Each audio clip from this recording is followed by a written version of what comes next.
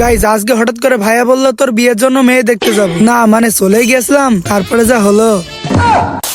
So guys ব্যাপারটা হলো, সকাল সকাল ঘুম থেকে উঠে কোনো কাজ নাই, তাই শুয়ে বসে ঘুমিয়ে রিলস দেখছিলাম। তো হঠাৎ করে ভাইয়া ডেকে বললো, এই বলছি শোন, তাড়াতাড়ি রেডি হয়ে নে, দেখতে যাব। ওয়াও গাইজ, ভাইয়া যখন বলছে দেখতে যাব, তার মানে নিশ্চয়ই আমার বিয়ের জন্য মেয়ে দেখতে যাবে। হাই হাই, আমার তো স্বপ্নটা পূরণ হয়ে গেল। চলো একটু ডান্স করে নি।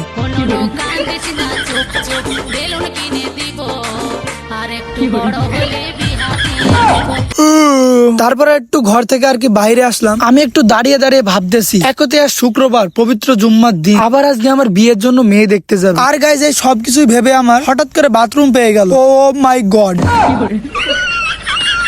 আর গাইজ এই সবকিছু কমপ্লিট করে ঘরে এসে আমি একটু সুন্দরভাবে ড্রেস মেস পরতেছি, নিজেকে সুন্দর করার চেষ্টা করতেছি, যাতে একবারে মেয়ে দেখলেই পছন্দ করে যায়।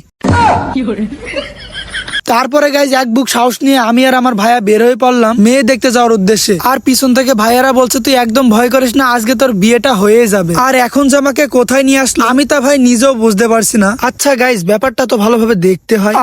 আবে শালা, এটা কি? আর আমাকে কোথায় নিয়ে আসলো? শালা, এমনটা হবে আমি আগে জানতাম না। আর শুধু শুধু আমি ভুলভাল চিন্তা করি, যা আর কখনো বিয়ে স্বপ্নই দেখবো না।